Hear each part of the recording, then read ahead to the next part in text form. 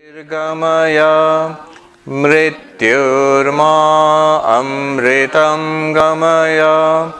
Om Shanti Shanti Shanti. Om, lead me from the unreal to the real. Lead me from darkness unto light. Lead us from death to immortality. Om, peace, peace, peace. So the pounding will continue.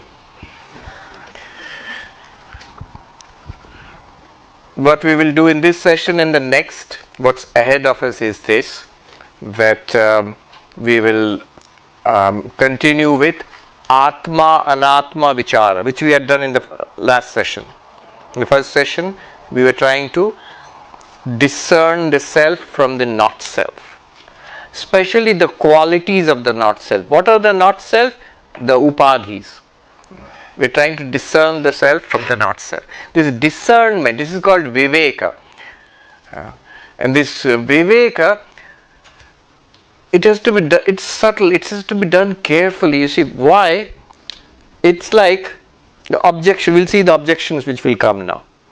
You are pure consciousness. You are not the body, mind, and so on. The objection will be, I feel yellow, I look yellow. How come you're saying I'm not yellow? How come you're saying I'm not yellow? So, if you remove the flower, it becomes obvious. Without removing the flower, the difference between the yogic method and the Advaitic method.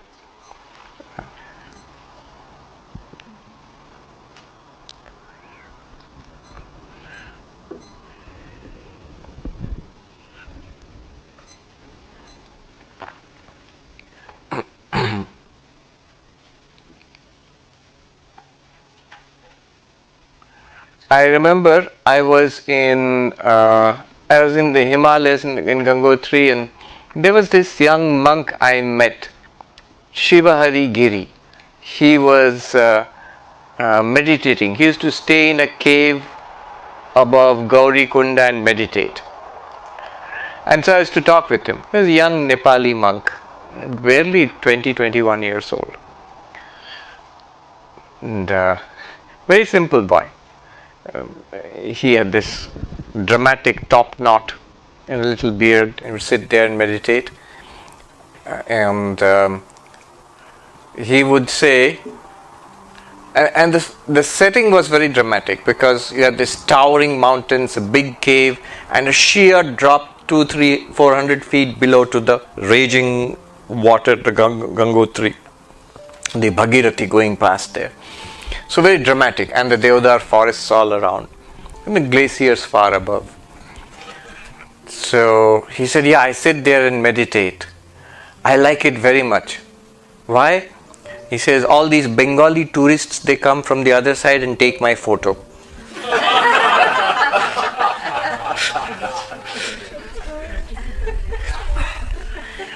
So I said, what do you practice? He said, I do Patanjali yoga. I'm trying to attain samadhi. And I have a predilection for Advaita. So I said, what about Vedanta? Aapko Vedanta kaisa lagta hai? How do you like Vedanta? And his answer was a typical yogic answer. See, what the yogis say about Vedantins, what the Vedantins say about the yogis. So it's a little bit, don't take it too seriously, it's a little humorous.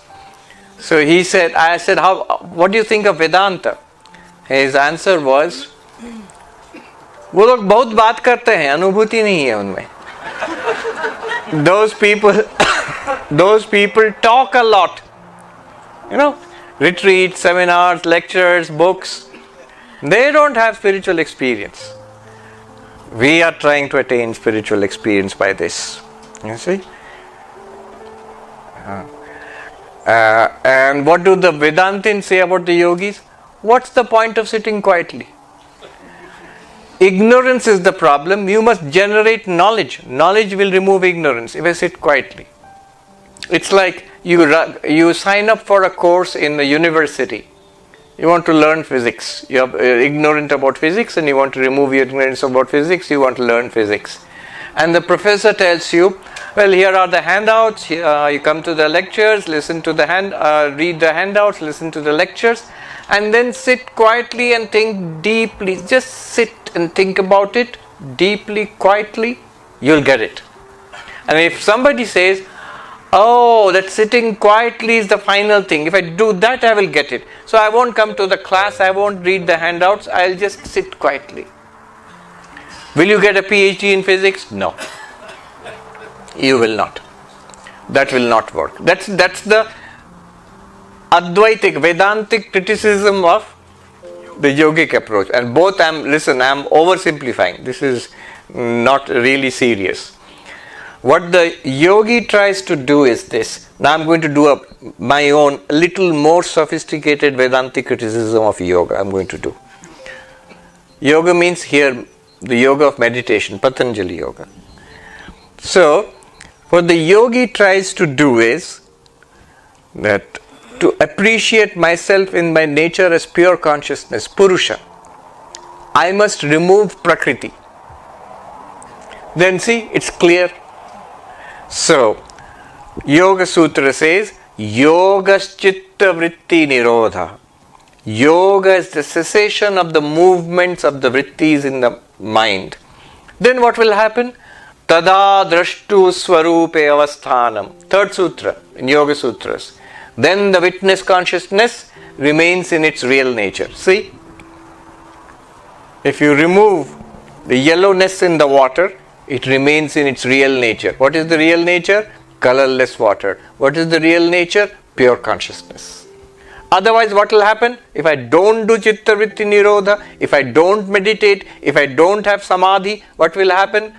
Vritti Sarupya Mitaratra. The pure consciousness remains pervaded by, identified with the vrittis. Anger, lust, greed, unhappiness, all of that. I am hungry. I am angry. I learned after coming to the United States that you have to ask people, how are you? You don't really expect it to give an answer. That also I had to learn. Not a detailed description of how things are. You have to say good, and then you have to ask, how are you? Yeah. That also I had to learn. People would say to me, how are you? I had to say good. And then they would wait and nothing more is forthcoming. So, alright, how are you? And then somebody replied recently, I'm hangry. What is hangry? I'm hungry and angry. Hangry.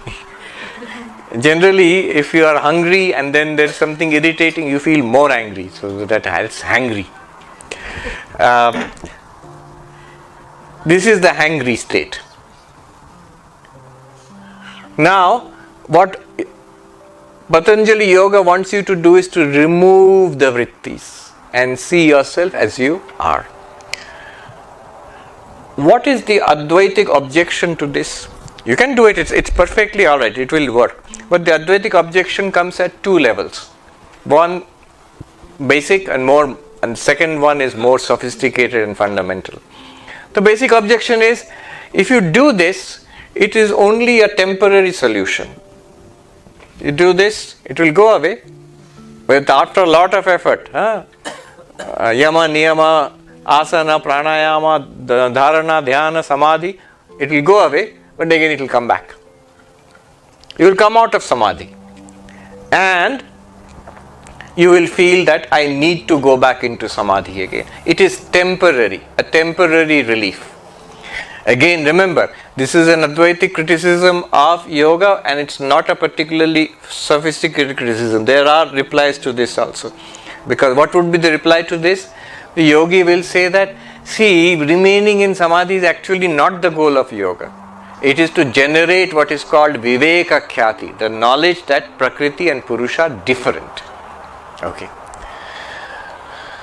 But a deeper criticism of yoga would be this: why are you trying to remove the upadhi? You have a feeling that the water is really yellow and therefore you want to remove the yellowness from the water. But what Advaita Vedanta wants to say is the water is not really yellow. By doing this and by doing this, you have not achieved anything at all. What you get after removing this is exactly what was there when this was there. This is the point that Advaita wants to make.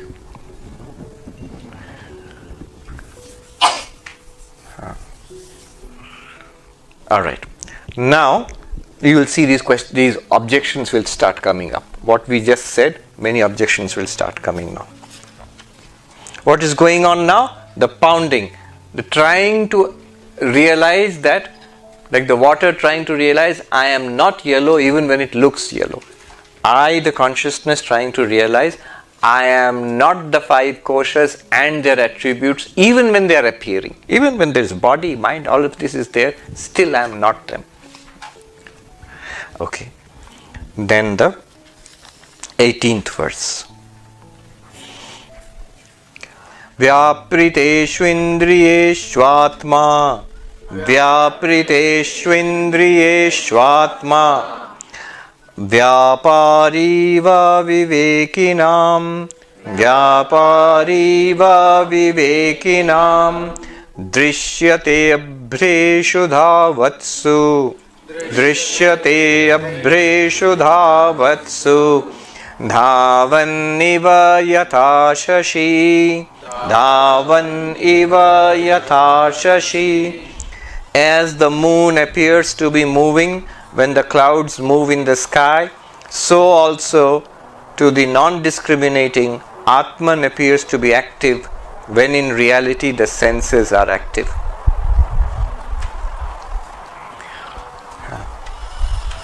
So the objection here is, it is not true that you are the pure consciousness beyond all action. When there is action, talking, walking, thinking, the Atman, the self, it participates in that action. You get the clear feeling, I am sitting, I am listening, I am walking, I am talking. All these activities, I am there. Yes, senses are active, mind is active, and I am also part of that activity. It's not true to say that all these activities are appearing in me, but they are not in me. Not true. This is the objection. Now what is the answer? He gives an example first. First see the example. Very nice examples. And this is a very particularly poetic and dramatic example. Imagine a night, bright moonlit night, but also stormy. So there are clouds moving fast across the sky because of the stormy wind. We have all seen this, or most of us would have noticed, how the bright moon appears to race across the sky. Abhreshu dhavatsu, when the clouds are racing across the sky, it seems that the moon is moving. The movement of the clouds is now superimposed, adhyasa, on the moon. What is the upadhi? The moving clouds. What are the attributes? Attribute is the movement, fast movement of the clouds. But where does it appear? Just like yellow appears in the water. Where does it appear? In the moon. To us, the observer. Similarly, he says, all these activities, the senses, eyes are seeing, eyes are involved in seeing, the ears are involved in hearing, the mind is involved in thinking, there are emotions, there are memories, all of them are superimposed on the Atman. The Atman is like the moon, and the senses and the mind are like the racing clouds. The movement of the clouds is imposed upon you. So you feel, I am doing, I am thinking, I am suffering, I am seeing, I am hearing. None of them belong to you. So let's look at this. Vyapriteshu indriyeshu. When the indriya senses are active, seeing, hearing, smelling, tasting, touching, they're active. Atma vyapari iva. Vyapari in our Indian languages means trader. Here it means transaction, any kind of transaction. It seems the atman is engaged in transactions, hearing, seeing, talk. Atman means self. It seems so obvious. I am seeing. How can you say I am not seeing? How can you say seeing has been superimposed on me? Object appears, senses appear, and then the subject seems to be the one who is seeing the object through the senses. But this whole thing appears in consciousness. How can you say that? It's like that water, it is saying, I am yellow, look. I am a yellow, I am experiencing myself as yellow, and you are saying I am not yellow. So, here it is, Vyapriteshu indriyeshu atma. When the senses are going on acting, atma vyapari eva. The atman seems to be active. For whom? Avivekinam. Those who are not discerning. Those who have undergone this process of pounding. They know even when the yellow color is appearing in the water, it is only appearing. Water is colorless, completely colorless. Even when the senses are active and I seem to be active, I am talking, walking, and yet I know I am not active. I am the consciousness in which this activity is appearing, not even going on, appearing. Avivekinam, those who are not doing viveka, discernment. What is this viveka? It is said, viveka is vivich prithak karane, to separate two things. Now, the two things, when you say separate, the first impression is two real things are there. One and the, but here in Advaita Vedanta, one is real, one is not real. Rope and snake, they are not two real things. Not that a snake is sitting on a rope and you have to somehow pull it off. No, it is the rope appearing as the snake. The only way to separate the two is through knowledge. Knowledge of what? Knowledge of the ground of that illusion. What is the ground of that illusion? Rope. See the rope, you realize it's not a snake. Notice that the ground of the illusion is the colorless water. What is the illusion? Yellow water.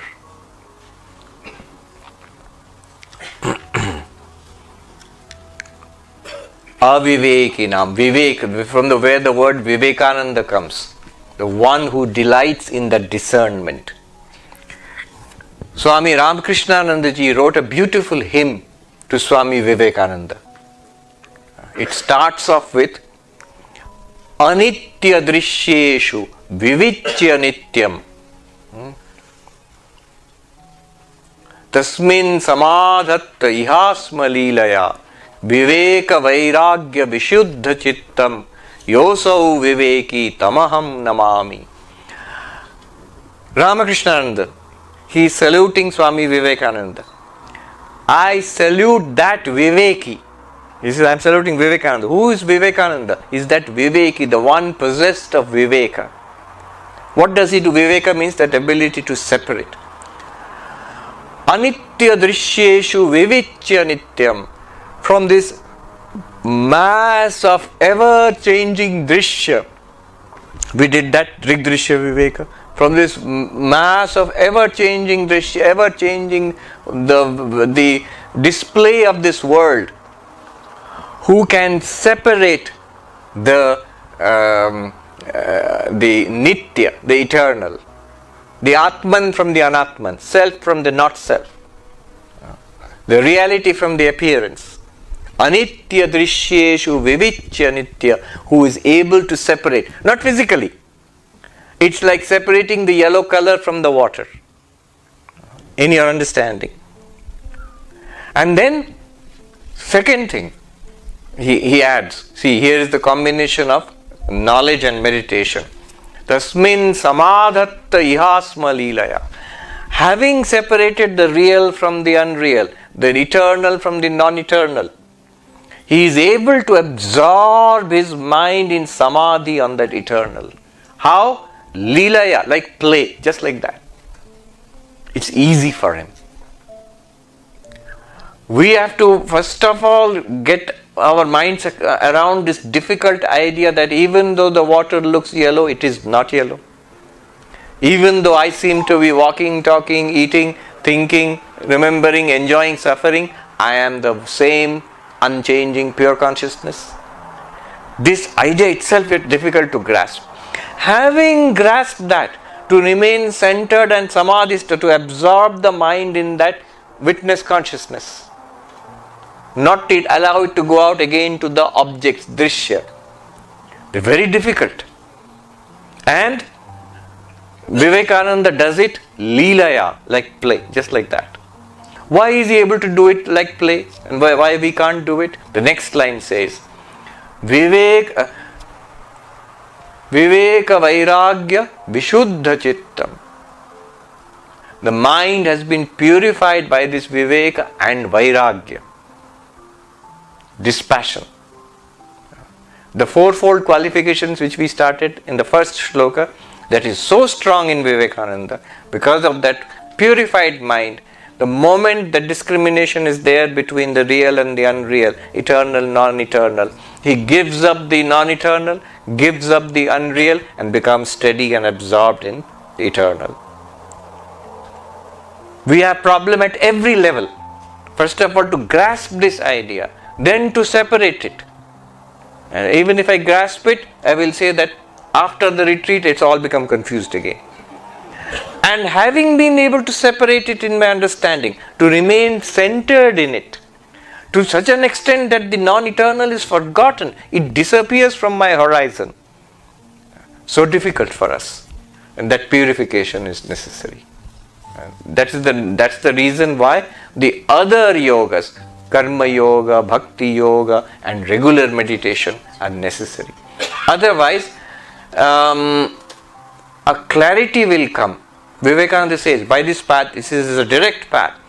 But he says, in this path, many understand, many come to an understanding, few realize. Why do you not realize? Because of the lack of preparation. Not the fault of Vedanta, lack of the groundwork. Number 19.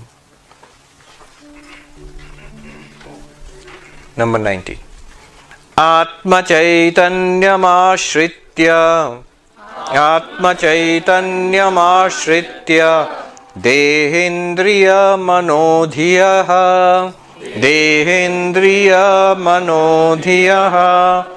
swakriyartheshu vattante suryalokam yatha janaha.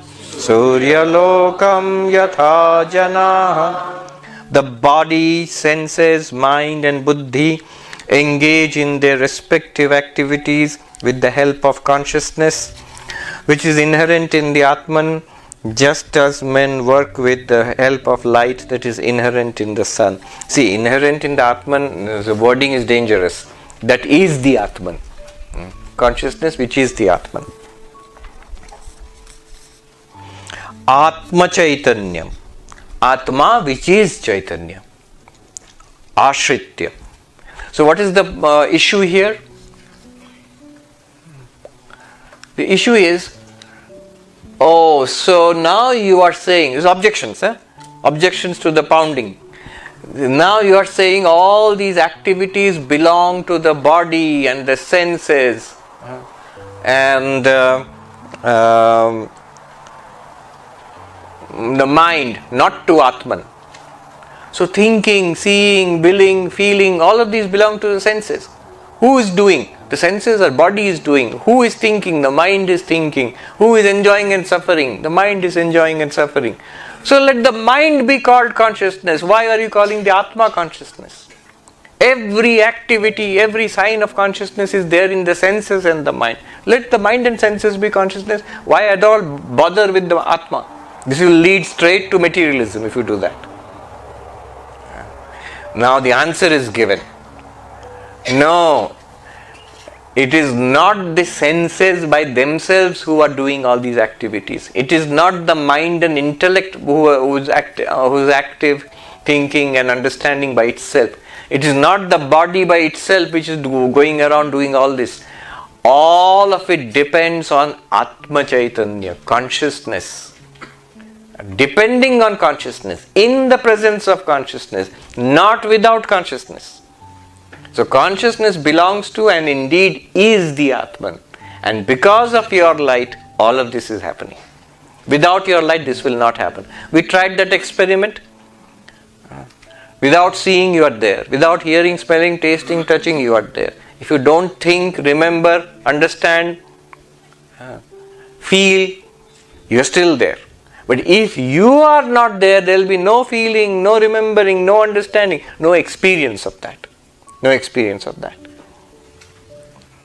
This is the crucial difference between you and, say, a robot powered by AI. It can do all the things that you are doing. I give the example of the self-driving car I saw in San Francisco. We were driving along, somebody else was driving me, and next to us a car pulled up. Nobody is there. No driver, no passenger. Just pulled up. And as we were driving, it also went along with us and then overtook us and went away. Now, it is driving just like you. It is able to take all the decisions. It is aware of its environment. Aware means quote unquote. So behaviorally, externally, it will deliver the same performance as a human driver or even better. But what's going on there? Is there any internal experience of driving? When you are driving, you have an internal experience. You hear the sound you hear. You see the road and other vehicles. You see the instruments in your car. Thoughts are going on in your head. Feelings are there.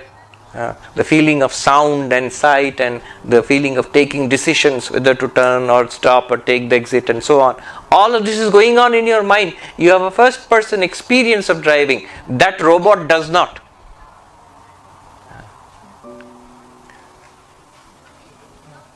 You cannot call it conscious.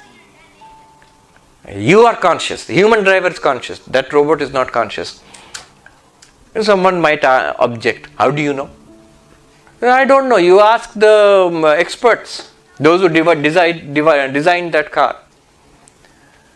Did you design it for vision? Yes. Did you design it for sensing the environment? Yes. Did you design it for decision making on the road? Yes. Did you design it for consciousness? Wait, what a minute. What did you say? Did you design it for consciousness? No. Not only that, I have no idea what you are talking about.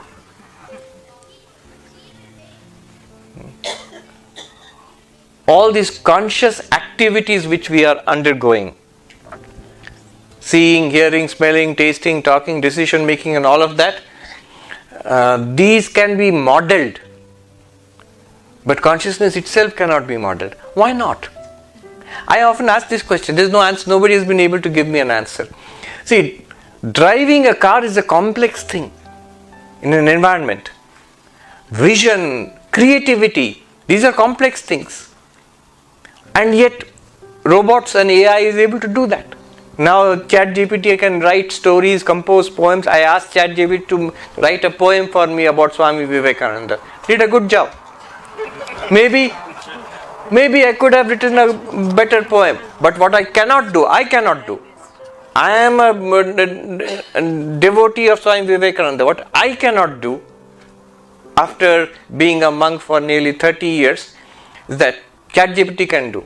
What can I not do? If I can write a poem about Vivekananda, ChatGPT also can write a poem. But next minute I said, write another poem about Vivekananda. It did it. And if you ask every minute to write a poem, it will give you a new poem about Vivekananda. Can I do that? I cannot. I have a limitation. So creativity, in one sense, it's delivering the output. So all these are sophisticated and difficult things. Now ChatGPT can do, AI can do, these machines can do. Compared to that, consciousness is very simple. What does consciousness do? What is the function of consciousness? How do you know that you are conscious? You have first person experience. You are feeling something. That first person inner experience we have, that is consciousness. That's simple enough. That one can't be modeled. Why not? Nobody, not only it cannot be modeled, nobody has any idea how to achieve that. No AI person, no neuroscientist, nobody. These are simple, basic questions. You don't need Vedanta for that. This shows why there are serious lacunae in our understanding of mind and consciousness. So, now he says here, Atma Chaitanyam Ashritya. It's only by depending on consciousness, Atman, which is consciousness, Deya Indriya Manodhiya, the senses, the mind, the buddhi, all of them act and you have the first person experience of sensory experience, thinking, feeling, understanding, which no machine will have. They can replicate thinking, they can model it, but they don't have that inner first person experience. Then next, number 20.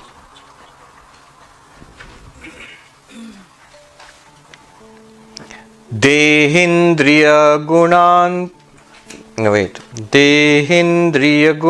karmani Dehindriya gunan karmani amale satchidatmani adhyasyantya vivekena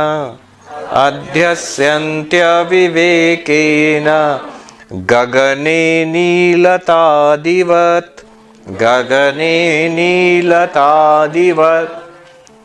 fools, though not through non-discrimination, superimpose on the stainless Atman, which is existence and consciousness absolute, the characteristics and functions of the body and the senses, just as people attribute such traits as blueness and concavity to the sky. So let's take a look at the example here. When you look up at the sky, especially now, notice one thing, it looks blue. But it isn't blue. And it looks concave like this, like an inverted bowl. But it's not an inverted bowl, it just looks like that. So those who don't understand, a little child might say the sky is blue. Or if there are clouds, the sky has become dirty. And the sky is like like a bowl. Now the bowl shape and the blue color are attributed to the sky. And if you really think the sky is blue, if you really think the sky is upside down bowl, then this is aviveka, lack of discrimination. When we read a little bit of physics, we understand it's just a phenomenon caused by the scattering of light there, that it looks blue at this time, it will look red at the time of sunset, and so on. So, this one, the concavity and blue color, they do not belong to the sky. They have been imposed upon the sky. From the perspective of the sky, if you ask the sky, are you blue? Of course not. Are you concave? Concave. How can I be concave? I am formless.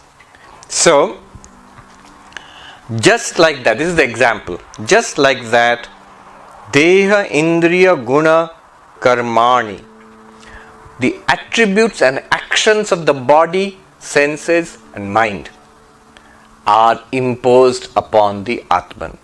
Amale, the pure Atman, which does not have a form, which does not have activities, like the sky, which does not have a color, which does not have a concave shape.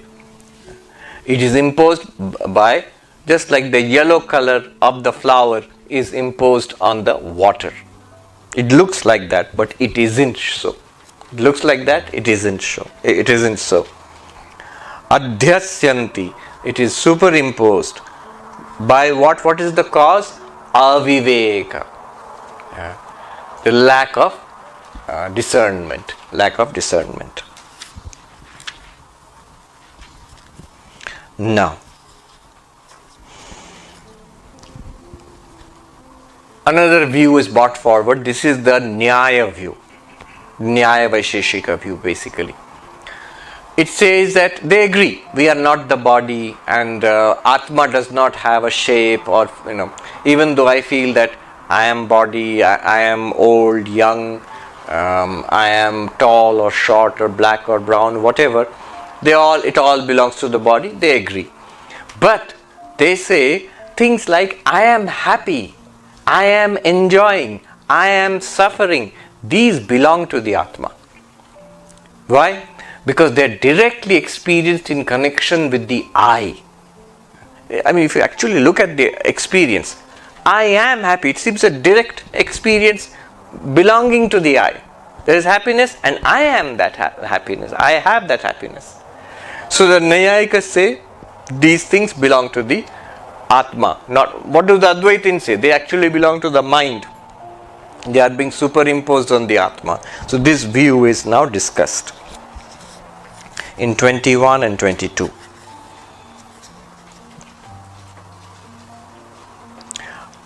Ajnanatmanasopādhe Ajnanatmanasopādhe Kartritvādini Chatmani Kalpyante Ambugate Kalpyante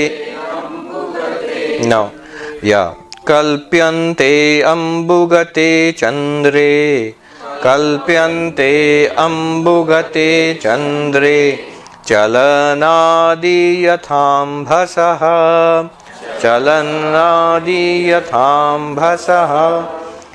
As the movement that belongs to water is attributed through ignorance to the moon reflected in it, so also agency, enjoyment and other limitations which belong to the mind are falsely attributed to Atman. So it's split up into 21 and 22, two verses. In the 21, the attributes of the Manomaya Kosha, the mind, are imposed on the Atman. That's being shown. In 22, the attributes of the Vijnanamaya Kosha, the intellect, will be imposed on the Atman. That will be shown. Basically, this is a Nyaya view. What belongs to the mind, it seems to belong to the Atman, and they say no, it is in the Atman. Happiness, sadness and all this, enjoyment, pleasure, pain. Now look at the example. This is also a very nice poetic example. The moon, imagine a bright moonlit night. The moon is reflected in a pool of water. The moon is reflected in a pool of water. And a little wave in that water, and the moon seems to ripple. And it's not even the moon, it's the reflection of the moon which seems to ripple. The real moon is of course unaffected. The moon in the water. Yes.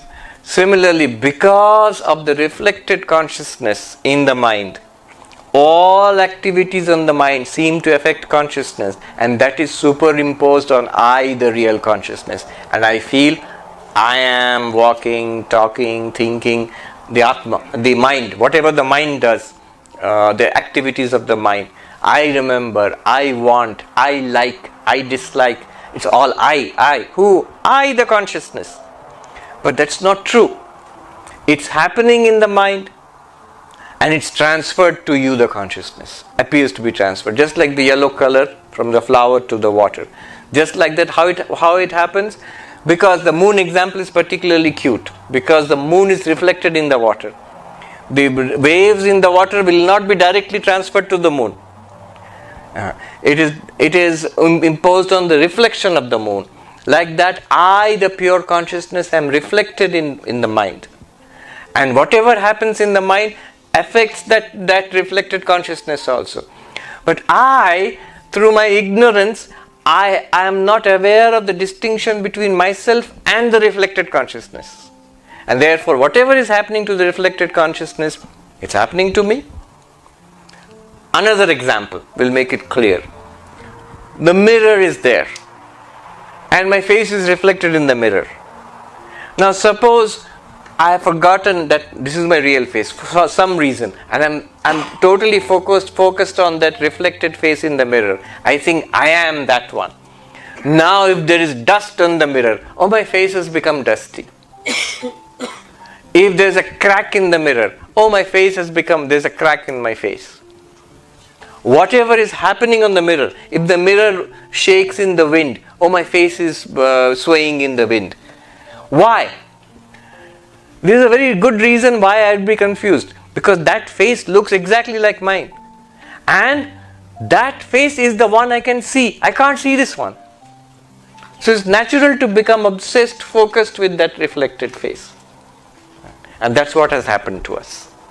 The moon and the moon reflected in water is a good example, a very nice example.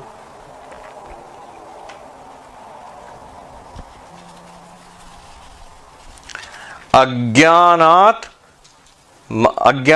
manasopadhi. The upadhi, which upadhi are we talking about? Mind now. Kartritvadani, the doership. I am doing these things, I am saying something, I am thinking, remembering, all these belong to the mind. Atmani kalpyante are imposed or imagined in the self. Why? Because first of all, the self is reflected in the mind, and that reflected self definitely is affected by the mind. Just like the reflected moon is definitely affected by the waves in the water. If there's a wave in the water, there's a wave in the moon also. You know what I'm referring to, the example of the reflected moon. If there's a confusion between the reflected moon and the real moon, if there's a confusion between reflected consciousness and me, the real consciousness, then this problem will arise. There's a beautiful concept in the Drigdrishya Viveka. Nice analysis is there.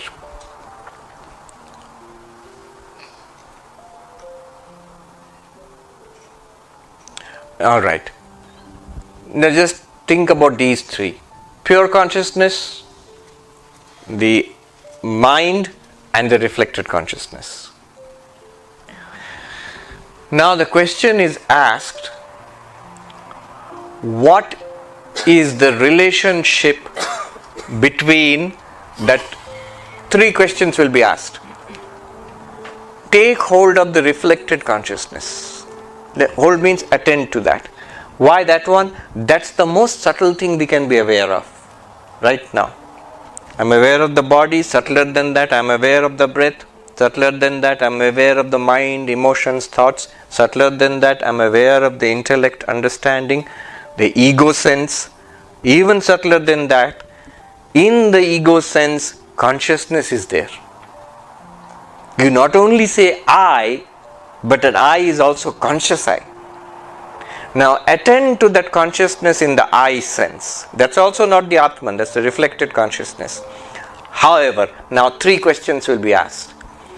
What is the relationship between that reflected consciousness, which you feel, all of us feel right now, and this body? Question 1. What is the relationship between that reflected consciousness and this mind? And question 2. And third question, most important, what is the connection between the reflected consciousness and the real consciousness which I am, which Vedanta is telling me, which I don't seem to know now. I don't understand it, but that's the question. What's the connection between I, that reflected consciousness which I feel in my I sense, ego sense, and the pure consciousness which Vedanta is talking about? What are the three questions? Connection between reflected consciousness and body. What relationship?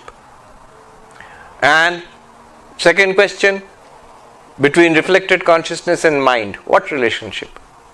And third question, between reflected consciousness and real consciousness.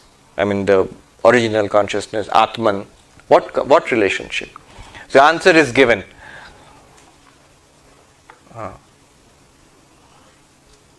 karmajanyam swabhavajam bhrantijanyam. What is the relationship between reflected consciousness and body? It is born, relationship is karma, your past karma. As long as prarabdha karma is there, this body will be there, and awareness which you feel, this awareness, it will be connected with this body. As long as this body lives, that reflected consciousness will be connected with this body. I am this, that feeling will be there. There is no getting out of it. And how will it go? By the death of this body. When this body dies, that reflected consciousness travels to another body. Along with the subtle body, it will travel. The example is, suppose there is a pot out there in the garden, and in the pot there is water, and in the water the sun is reflected. The pot is like the physical body, the water is like the subtle body, and that little shining sun in that water is the reflected sun, is like the reflected consciousness, and the sun in the sky is like pure consciousness or atman. Now suppose this particular pot gets cracked, it's no longer useful.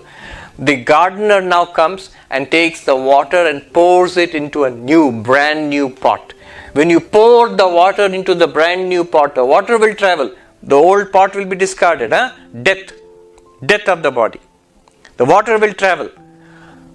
Now what will happen to that little shining sun? It will travel along with the water to the new pot. Earlier, the little shining reflected sun was saying, this is me, this is my body, that old pot. Now when it's been transferred to the new pot, it will say, this is my body, or I am this.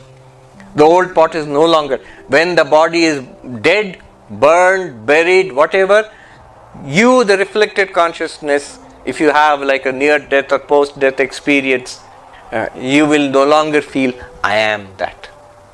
It's gone. But I exist, I am not that. So that's the first answer to the first question. Second question, what is the relationship between reflected consciousness and mind? Answer is swabhavajam, natural. As long as there is a reflector, there will be a reflected consciousness. It's like a mirror. As long as the mirror is brought in front of you, your face will be reflected in the mirror. It's like asking, what is the relationship between your reflected face and the mirror? Answer is, it's a natural relationship. If a reflector is there, there will be a reflection. As long as mind is there, there will be consciousness in the mind. That's the meaning. As long as you are awake, you are dreaming, consciousness will be felt in the mind. When you fall asleep or the samadhi, the mind shuts down, that reflected consciousness is withdrawn there. But the most important question, the point of all this discussion is the third question. What is the relationship between the reflected consciousness and the real consciousness? Because the reflected consciousness we can catch hold of. We have got some awareness. It's called awareness of awareness. It's shining. I am aware. From here you are telling me I have to become aware of myself as some limitless consciousness. I need to know the path, the relationship. It is exactly like a mirror is placed in front of you. You see your face in the mirror. Now I ask you, what is the relationship between the face in the mirror and your real face? Notice, the face in the mirror can be seen. Your real face cannot be seen. The reflected consciousness, you can be conscious of consciousness, or awareness of awareness is possible. The pure awareness, you cannot objectify it. Now what is the relationship? What is the relationship between the reflected face and the real face? Tell me. Bhranti. Answer is Bhranti. No relationship. The answer is, the only relationship is stupidity, foolishness, ignorance.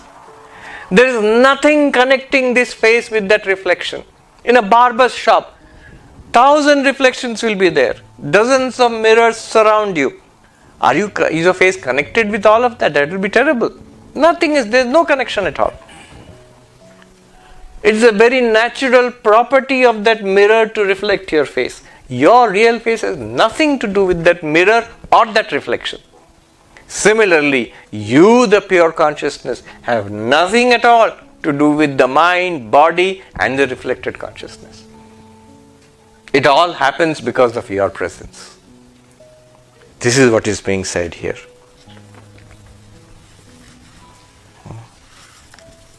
Then, number 22. Ragicha sukha dukkhadi, ragicha sukha dukkhadi, buddhau satyam pravartate, buddhau satyam pravartate, sushuptau nasti tannashe, sushuptau nasti tannashe, tasmad buddhestu natmanah, tasmad buddhestu natmanah. Attachment, desire, pleasure, pain and the rest are perceived to exist as long as the buddhi or mind functions. They are not perceived in deep sleep, when the mind ceases to exist. Therefore, they belong to the mind alone and not to the atman. If you understand the question, you will understand the answer. The question is being thrown by the Nyaya school. Enjoyment, pleasure, pain, remembering, memory, all of them, they seem to be connected to me. I remember, I enjoy, I desire, I suffer. So they are all in me, the Atma. No. They are all in the mind. Even the sense of I, that ego, that's also in the mind. But it is superimposed upon you, the consciousness. That is our Vedantic answer. One peculiarity here is that 21 and 22, 21 talks about the superimposition of the manomaya, the mind sheath on the Atman, and mind sheath and its qualities on the Atman. 22 talks about the superimposition of the Vijnanamaya, the intellect sheath, and its qualities on the Atman. But the qualities mentioned in 21, they actually belong to the intellect sheath, Vijnanamaya. Kartritva, Aham Karta, this is the Vijnanamaya kosha. And the qualities mentioned in 22 actually belong to the Manomaya. Raga, Ichcha, Sukha, Dukkha. He says Buddhau Satyam, in the intellect, but they are not in the Buddhi, Manasi, they are in the mind. Anyway, it doesn't matter. Basically, take both of them together, intellect and mind, and their attributes are in that intellect mind, not in the self. They are all active in the mind or the intellect, but they are not in the Atman. Why not? And he gives a crucial argument here. Sushupto tannashe. In Sushupti, nasha here does not mean destruction, lena, absorbed, resolved. When the mind senses, from your perspective, mind, senses, intellect, all shut down in deep sleep. In deep sleep, mind, senses, intellect, all shut down. In that case, all the attributes, desire, pain, pleasure, none of them are felt in deep sleep. You want something, a child is crying, nagging the parents for some toy or a candy. When it falls asleep, nothing. Blank. Somebody is suffering deeply in a hospital, ICU. Lot of suffering, physical suffering, mental anxiety. Fall asleep in deep sleep. Neither pain is felt nor anxiety is felt. Bodily pain is not felt, mental anxiety is not felt. Now our answer to the Nayayika is, if pain, pleasure, doership, enjoyership, sufferership, if those are in the self continues in deep sleep. So those should also be there in deep sleep. But as the moment the mind fell asleep, all those things disappeared. Therefore they belong to the mind, not to the self. In deep sleep, self exists, but that pleasure, pain, doership, enjoyership, that doesn't exist. When the mind becomes active, they again become active. So therefore they rise and fall with the mind, they are not in you, the self. Further, you might say that doesn't help me much because I have to wake up out of deep sleep. Otherwise, I can't remain in deep sleep. And that seems like a yogic prescription. Remain in samadhi. I have to wake up out of deep sleep. Therefore, they will all come back again. But remember, how will they come back? They will come back like this. Even when they seem to come back, they are not in you. They are still in the mind. Not in you, the consciousness.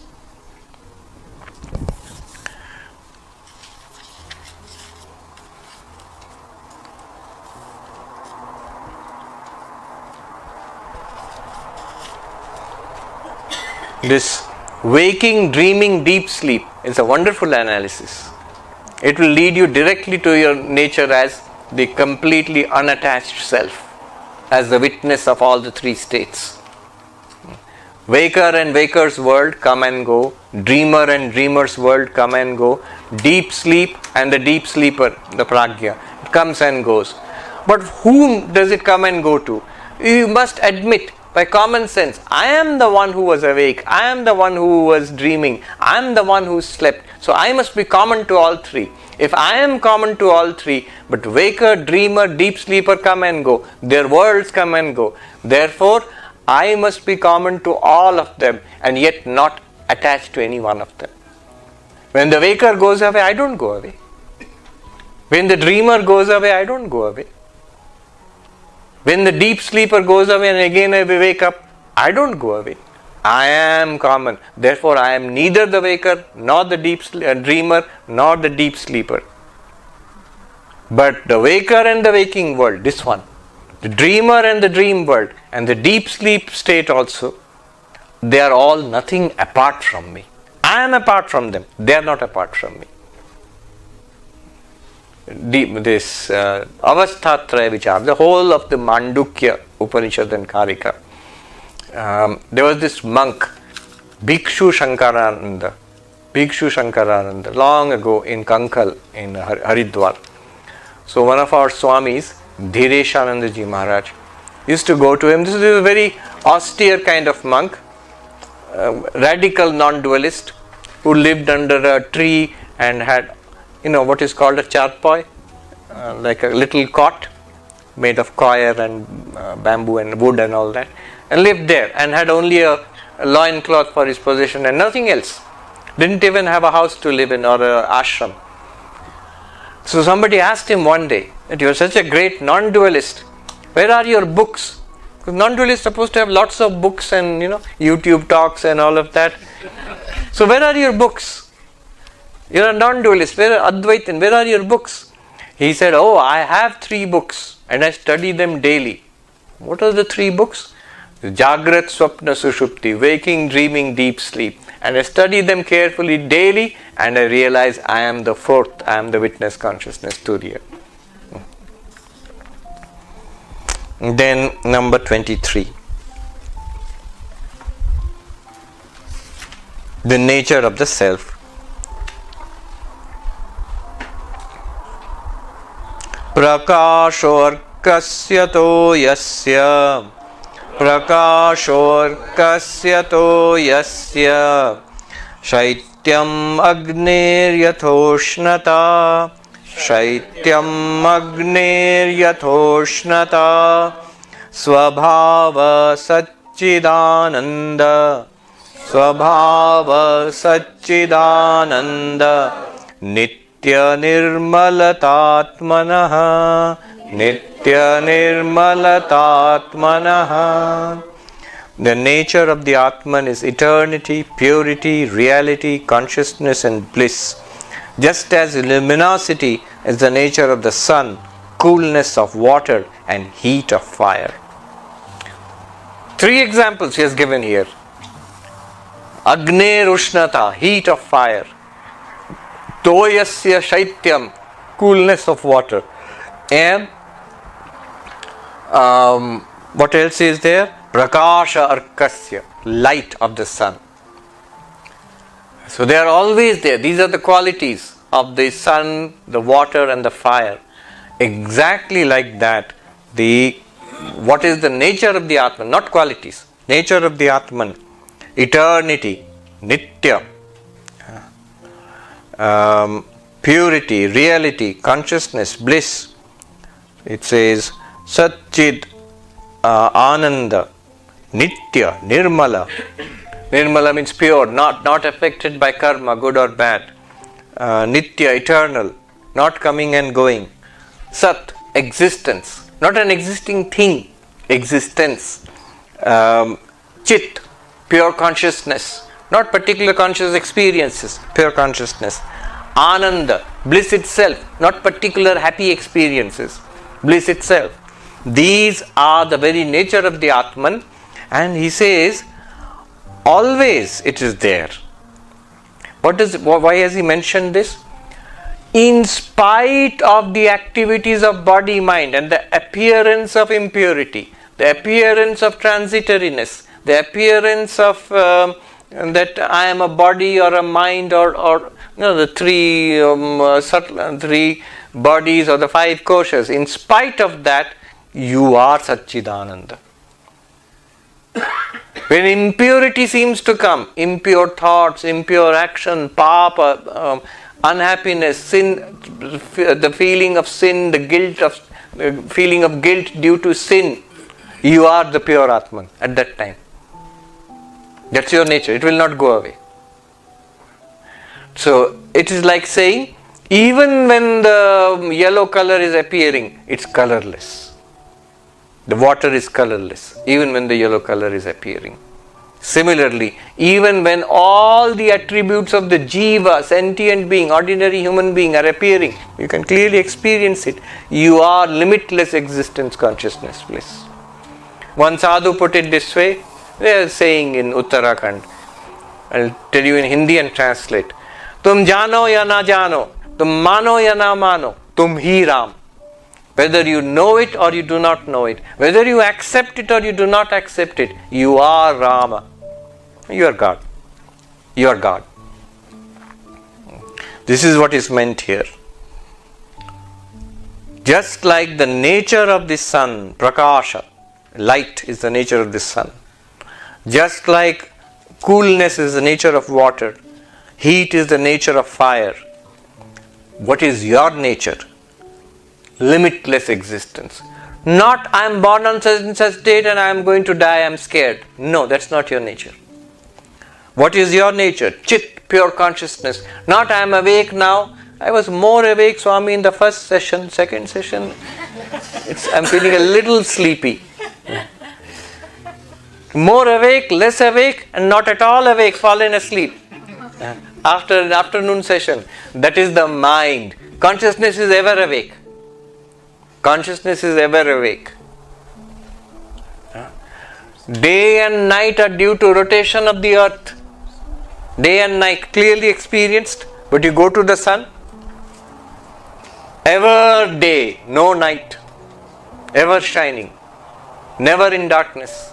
Similarly, consciousness ever shining. The mind rotates like the earth through waking, dreaming, deep sleep. You see, a subtle point here, I'm just reminded, in talking about sun and earth and rotation. One of the greatest philosophers of the 20th century, maybe the greatest philosopher of the last century, Wittgenstein, Ludwig Wittgenstein. Brilliant man, very interesting and very brilliant man. So he used to teach at Cambridge University. So one day at Cambridge, this was recorded by his assistant, by a senior student, I think. So she says, I was walking with the professor. He looked up at the sky and he said, why did ancient people believe that the sun rises in the east and sets in the west? Why did people believe that sun rises in the east and sets in the west? And this lady said, but professor, it looks like that. It looks like that. That's why people believe it is rising in the east and setting in the west. Then his answer, listen carefully to the answer. Very subtle point he makes. Wittgenstein said, it looks like that. Wittgenstein said, If it were not so, what would it look like? If it were not so, what would it look like? Suppose the sun did not actually rise in the east and set in the west. Suppose the sun is there and it is the earth which is rotating. Then what would it look like? It would look like the sun is rising in the east and setting in the west. Suppose you are infinite existence, consciousness, bliss. You are not body and mind. What would it look like now? Same. Yeah. The difference will be not in what it looks like. The difference will be in our realization. It's a very beautiful point. What will it look like after I am Brahmagyani, this world? Will I be able to see infrared, ultraviolet? Will I be able to float above the ground? No. The Holy Mother put it this way. She said, after you are enlightened, what will happen? Will two horns come out of your head? Sri Ramakrishna put it this way. There was this clerk who was caught for doing something wrong. Remember, at that time, lot of Bengali babus were clerks under the British Empire. So many of the devotees who used to come to him were clerks. So there was a clerk who was caught for some wrongdoing and he was put in jail. Then he was released from jail. Now Sri Ramakrishna asks, Kerani jailkhana theke beriye ki korbe? Dhei dhei kore nachbe naki keranigiri korbe? What will the clerk who has now been released from jail, what will he do next? Will he dance around like a madman or will he go back to his the usual profession? He will go back to his usual profession. Exactly like that. When you are released from this bondage, this illusion of samsara, now what will you do? You may dance around like a madman for a short while because you'll feel very happy. But after that, life will continue. You will wake up, you will dream, sleep, dream, wake up again, you'll go to your job, you will work, everything will go on. Body will keep on aging, and one day it will die, everything will go on as it was going. But you are free of it. Only difference will be you might smile a little. Little soft smile might be there. That's all. One enlightened being can recognize another, it seems, by the look in their eyes. Yeah, but we cannot. So,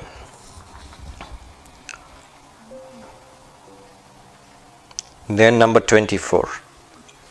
24 and 25, we'll just read that. This, I need you to be awake to this. This is an important point is going to be made.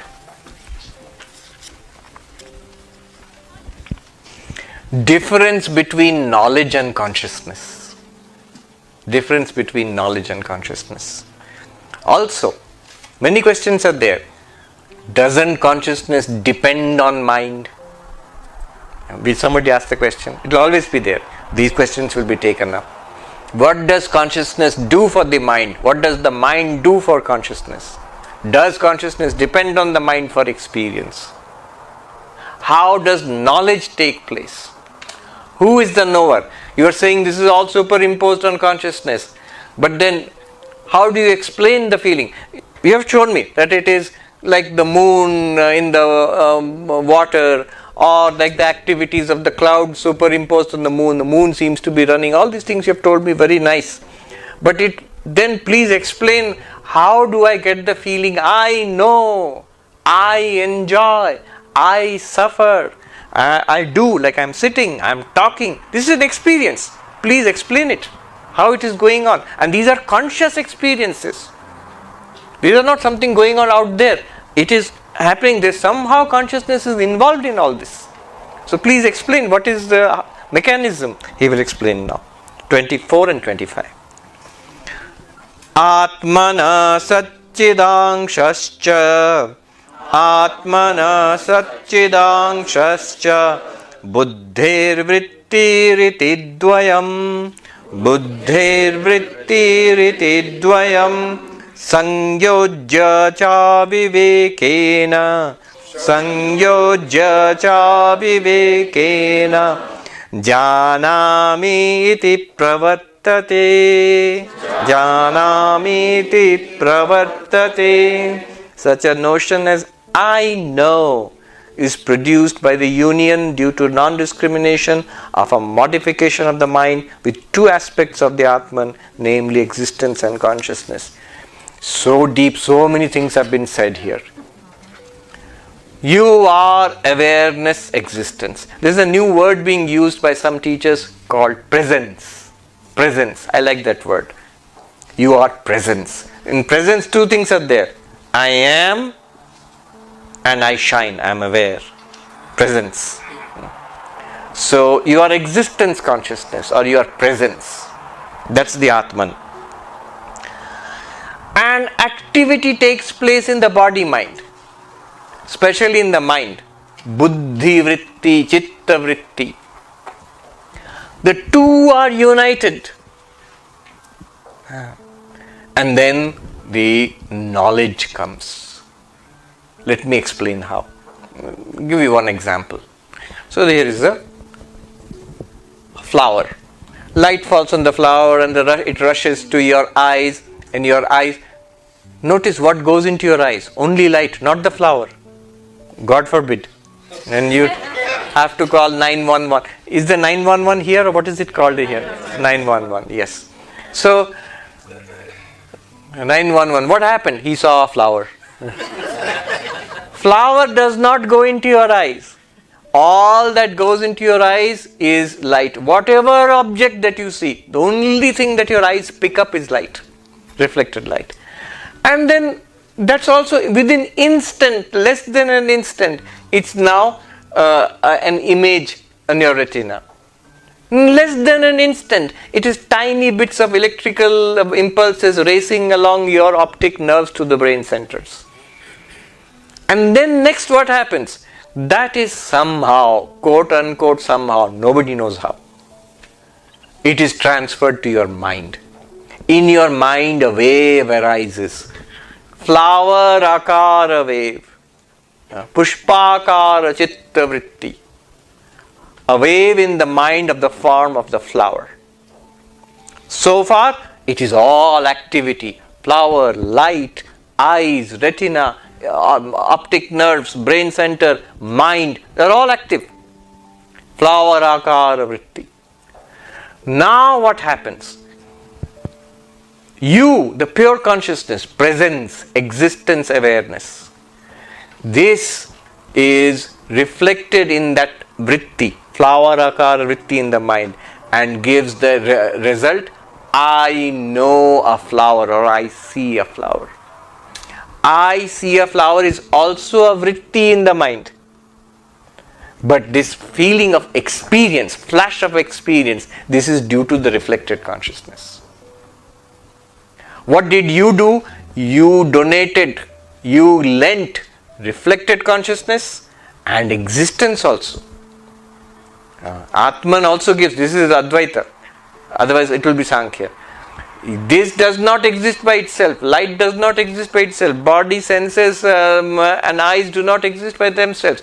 They are all lent existence, and they are all lent consciousness by you, by your sheer presence. You did not do anything. Atma did not do anything. Atma just is presence. All the doing is done by the world, the senses and the mind. Especially the vritti in the mind, flower akara vritti. By the combination of these two comes the realization, I know. But, if this is in the case of an ajnani, an ignorant person, just the ordinary person, this distinction is not there. They don't know this distinction. Therefore, what happens? I, the self, the conscious being, am a knower of the flower. It comes. For the enlightened person, what happens? I am limitless awareness. In me, the knower, the knowing instrument and the known object are appearing. What is appearing? Flower is appearing. What is appearing? The knowing instrument. Eyes, brain, mind, all of that. And the knower also. Who is the knower? I, the consciousness reflected in the mind, becomes the knower. Using an organ of instrument, organ of perception, eyes. Knowing, focusing on an object of perception, flower, I become the knower of the flower. But I am neither. I am not a flower, I am not the eyes, I am not even the knower of the flower. Gatritva, I'll tell you in the gist. Gatritva, bhoktritva, kartritva are all superimposed on you. You are neither Gata, nor Bhokta, nor Karta. Gatritva means knowership, the agent of knowing. Kartritva means doership, the agent of doing any action. Bhoktritva means enjoyership or experiencership. How do you experience anything? How do you do anything? How do you know anything? There is always a combination, a superimposition of you, the pure consciousness, the pure presence, plus these upadhis. And all activities are in the upadhis. If you distinguish, you will realize you by yourself are not a knower, doer, or enjoyer or sufferer. But, see, there are two words here. Sangyojya, connected. What is the connection? The connection is the superimposition. Adhyasa. I am pure consciousness. But the very presence of these upadhis. What's an upadhi? This flower. It has served us well as an upadhi since yesterday. This flower is an upadhi. What's an upadhi? Sensory system is an upadhi. What's an upadhi? The mind is an upadhi. Ego is an upadhi. And because of these, the flower becomes the known object, the senses become the knowing instrument, and the ego with the reflected consciousness becomes the knower. In Sanskrit, knower is called pramata. Knowing instrument is called pramana, and the known object is called prameya. Pramata, pramana, prameya, all three, not me.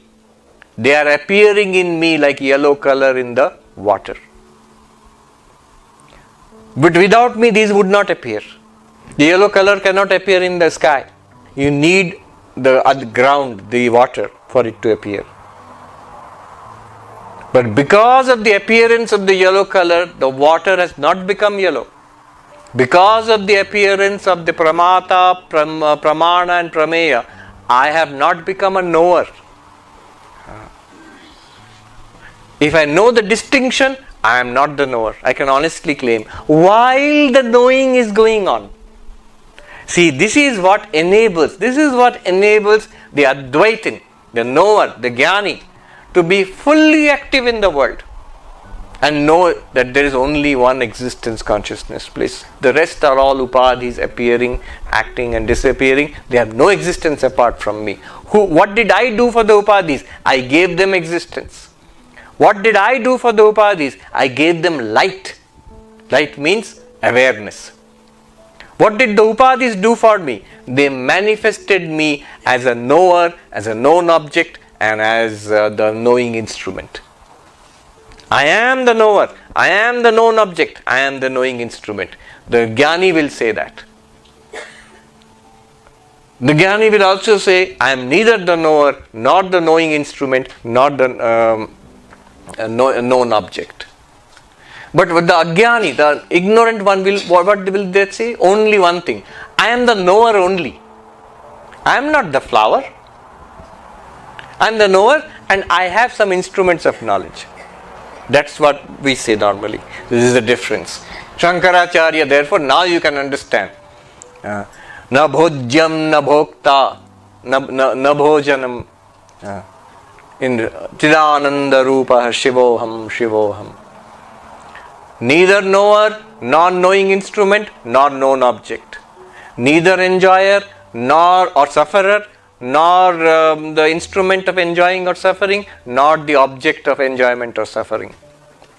neither doer, nor the instruments of action, nor the action itself. Karta karana karma, no.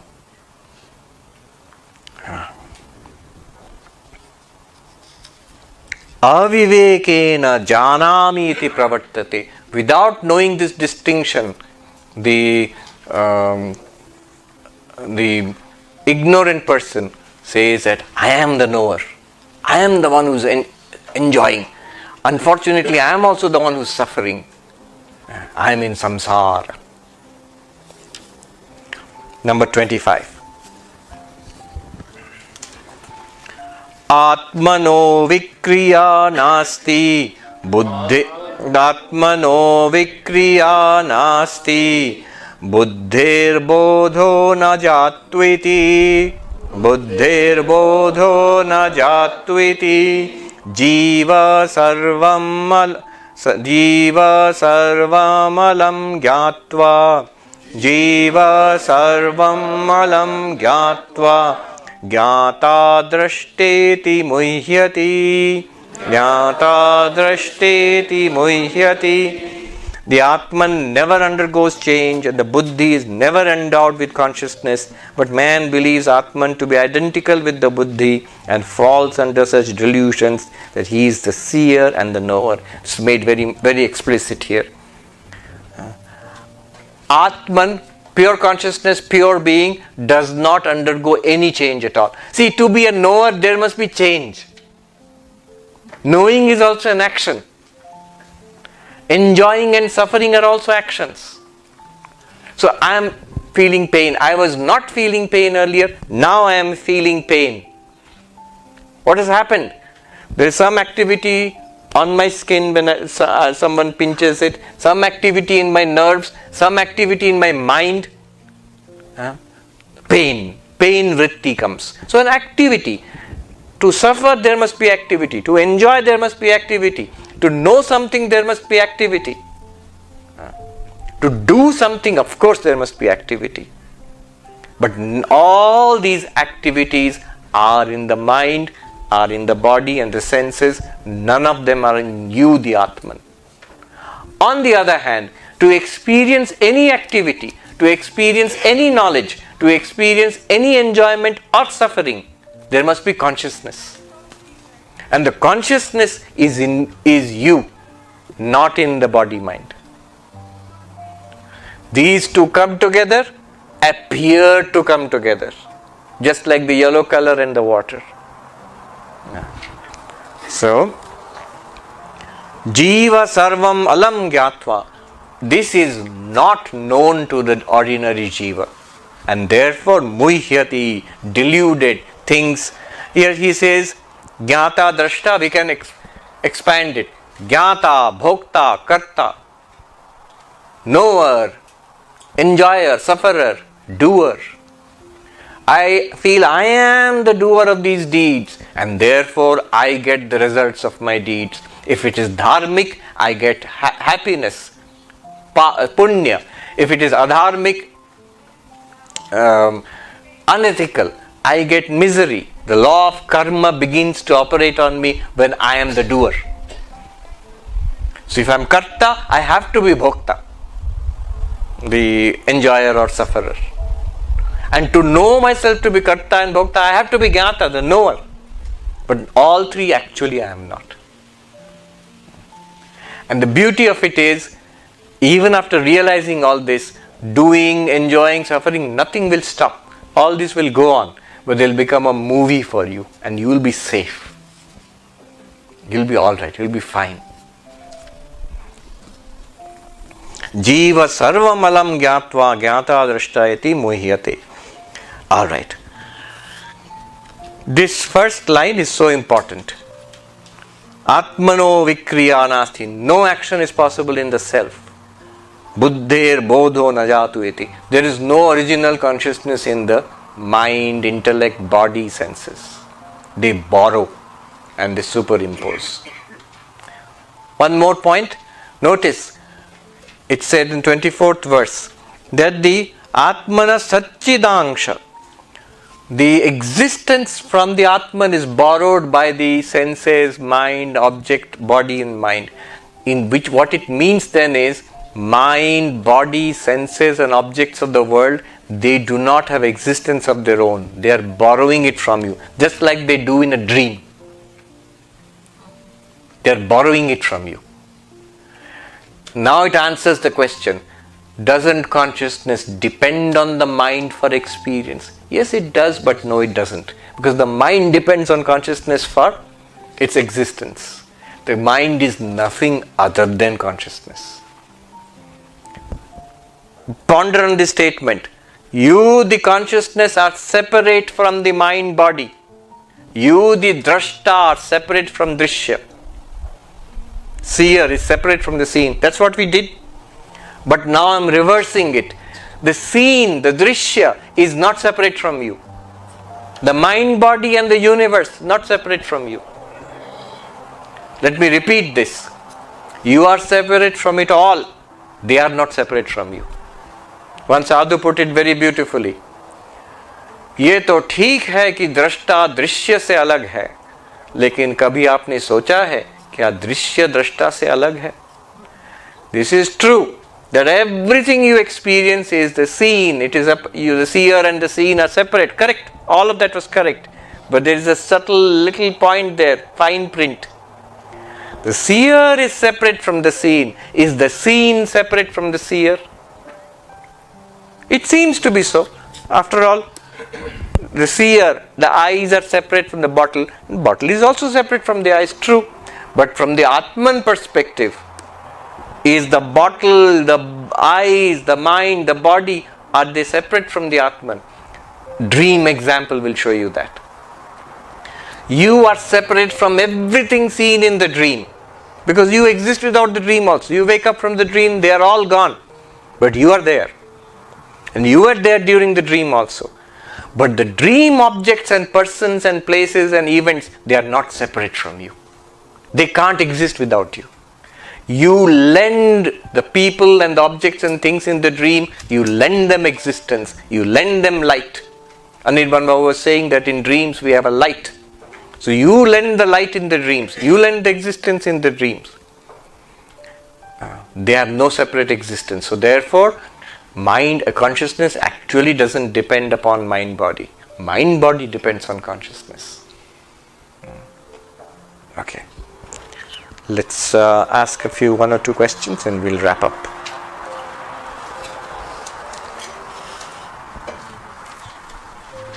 Just give a chance to somebody who has not asked. The lady there, yes.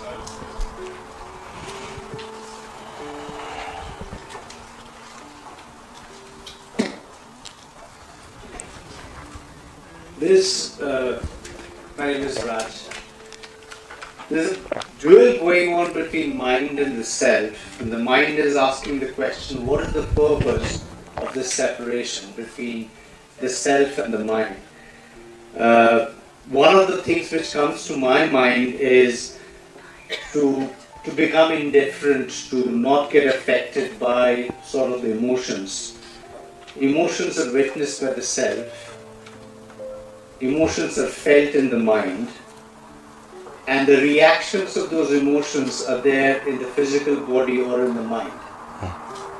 And if, as being the self, we can't control those reactions, then what is the purpose of separation? Alright, first of all, what is the purpose of separation? First of all, truth. Is it true that the self is separate from the mind? It could be that self is not separate from the mind. Mind itself is the self. Then all of this falls apart. So first, the demonstration is to show that you are not the mind. First of all, for the sake of truth. Who am I? What am I? Second, the real deep purpose of all of this is to show that once you know the real self, and remember this is Advaita Vedanta, always there is a motive behind all this. The motive is to establish non-duality. Once you know the real self, what is the real self? Pure consciousness, pure being, Sat Chit, he said. Then you can go on to show everything else is a manifestation of you, the real self. Nothing is a second reality apart from you, the real self. that you cannot show on the basis of the body. Body is not non-dual. There are so many bodies, you can count. Mind is not non-dual. There are so many minds, you can see here. Take an opinion poll, you will get 1,000 opinions. So different minds are there, different bodies are there. But consciousness is that singular which does not have a plural. Who said that? Heisenberg said that. Consciousness is that singular which does not have a plural. But long before Heisenberg, Krishna said it. Kshetragyam chapi mam vidhi sarva kshetreshu bharata. Know me alone to be the knower of the one knower of the field in all fields. So that one consciousness is established. And then everything is an appearance in that consciousness. Okay. Now your question was a practical question. Suppose I have done this, but still, what about the reaction in the body-mind? First of all, realize thoroughly whether you control it or not, whether it can be changed, whether it can be made better or not. You are not affected. Just as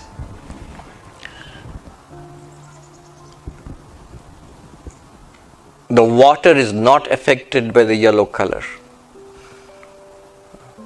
Now the water says, I don't want the yellow color. All this yellow and water distinction, will it help me to become red? It can. But first of all, you must come to the understanding that there is really no yellow color in me. And therefore, when I want the yellow color to be changed for red color or something else, when I want the disturbance in the mind to be changed into peace in the mind, it is an interesting project. You can do it, a project of self-improvement. You can take it from here to becoming a Jivan Mukta, to becoming a great saint, to becoming a much more perfect individual in the body-mind, knowing all the time it is nothing to you. After all, as one sadhu said, how many bodies and minds will you improve? So, it can be done. And once you know the difference like this, the doing is much easier. See, karma yoga, bhakti yoga, meditation, all of these are very difficult when we feel ourselves to be body-mind. Karma yoga, selfless action, always selfish tendency will be there. Why should I do anything for somebody else? I am not getting anything out. I am pouring out my energies, see, body, my energies, my time, my money for somebody else who is not connected to me at all. Clearly not connected. This is my body, that's a different body. I understand doing something for my family, but why others? Karma yoga is difficult if you are body-mind. Bhakti yoga is difficult if you are body-mind. The love is always for the world and for something that is concrete and visible. Some God, somewhere, I am supposed to love God. I will try, but it's very mechanical. I don't feel it. That's Bhakti yoga. Very difficult. Raja yoga is very difficult. Sit and try to meditate quiet. Mind is continuous and restless. Mano durnigraham chalam. Krishna says. He agrees. Arjuna says, all this meditation you are teaching me is useless. Because I can't, my mind is so restless. And Krishna agrees. You are asamshayam mahabaho, mano durnigraham chalam. You are right, O great warrior. The mind is very difficult to control. But now, imagine now, just for a moment, this has taken effect and you are very clear and you are settled in this idea. I am the never changing ground of this appearance of mind-body world. I am the ever-shining consciousness. Now, this knowledge is where? It's in the mind. Then great freedom comes, a sense of freedom. The sense of urgency also goes away. You realize you are not the mind. And therefore, the control of the mind becomes that much easier. My limitation limited nature's body mind. This is what is making difficult all spiritual practices. Moment I realize I am not the body mind, I am the one consciousness. In this mind itself, that knowledge is there, that I am alone appearing as all of this. Immediately selflessness will come easily. I will sacrifice this body for the welfare of others. It will come easily. I have realized myself as Satchidananda. Then real faith in God will come. What is God? Same Satchidananda with the power of Maya. I am Satchidananda with limited one body mind appearing here. God is the same Satchidananda with all bodies and minds. There is no more doubt, that about the existence of God anymore. I have seen many people coming to Advaita and from there going to Bhakti. Real Bhakti coming up, belief that young people, skeptical, scientific, rational minded, inquiring, once their thirst for inquiry and skepticism is satisfied, that here is a solid philosophy based on reason and experience, Bhakti also comes after that.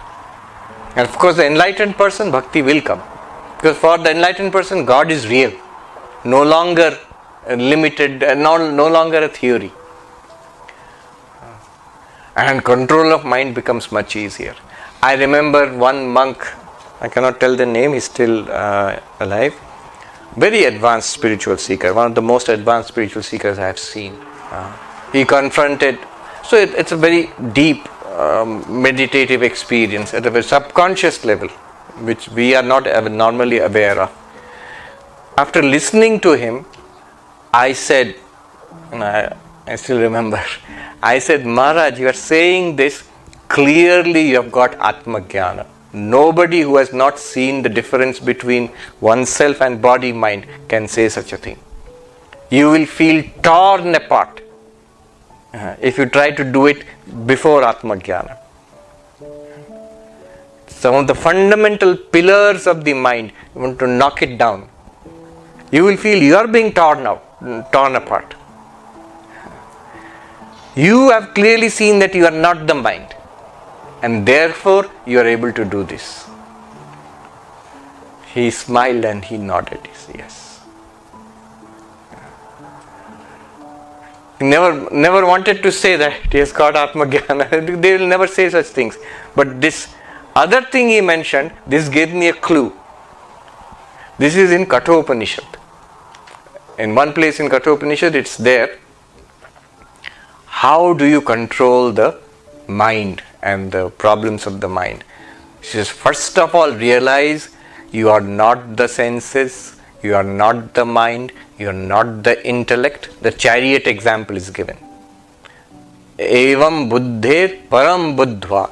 Realizing that consciousness is which is beyond the intellect. Now, from that perspective, control of the mind is easy. Yes. That lady had asked, raised her hand, so let's have one more question. There. Yeah.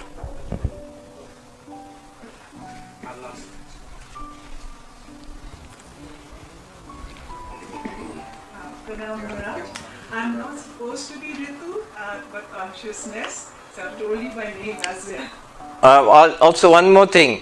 Once you have heard all this, there is a tendency that I am consciousness appearing in this body and mind. Somebody wrote to me that writing that signed as consciousness appearing in this incarnation, this body mind as Mr. Mishra. Just say I am Mr. Mishra. Right? So, yes, knowing everything, but then in conversation, in daily activities, just speech and vyavahara, transactions, should be as normal as possible. Anyway, I know you know that.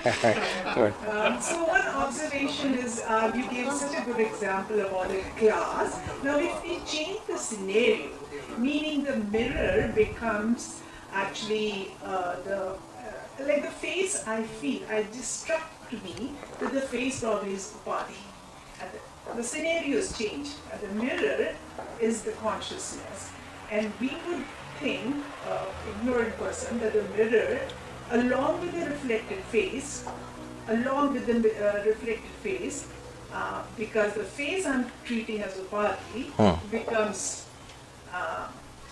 The jiva. Yeah, something like that. The scenario is now. On top of it, I need some clarification. You gave a very good example of the Tesla car. I think it's Tesla, the car without a driver. So on the side is the car with the human beings, with the drivers. Are the human beings being treated, or they are the witness? No, I'm only saying in that driverless car, the AI car, there is no reflected consciousness. In the human being, there is reflected consciousness. Pure consciousness is supposed to be there everywhere anyway. Oh, yeah. Just one minor thing is that because it's a very modern example, and it's a very good example that will stay with us, this car one. But the car nowadays, the experience part that you were saying about, it does have some Speak into the microphone. Yeah. It does have some memory, some storage. It can have a camera, so it's also like it might be even better than our experience on the other side. That it'll recall everything, So if we treat that memory as experience, can we? Can you? When you recall something, there is a first person experience of I am remembering. When you fail to recall something, there's something as tip of the tongue phenomenon. It's just on the tip of my tongue, I can't remember. So it's a first person, your inner experience is there. That machine has a much sharper and much bigger memory, but no inner experience. Why not? That's what I'm saying. Memory, creativity, intelligence, sensor. Even a door in an airport has a sensor. If you go near it, it will open automatically. So sensors are there. All of these are modeled and they can be done artificially. But none of them have an internal experience. The doorman who opens the door for you in a fancy hotel and the sensor which opens the door for you in the airport, there is one distinction between them. The doorman has an inner experience. The sensor has no inner experience. Why not? Why is it so difficult to model consciousness? Yeah. Okay. We'll do a peace chant. Om Shanti Shanti Shanti Hari Om Tat Sat Shri Ram Krishna Rupanamastu.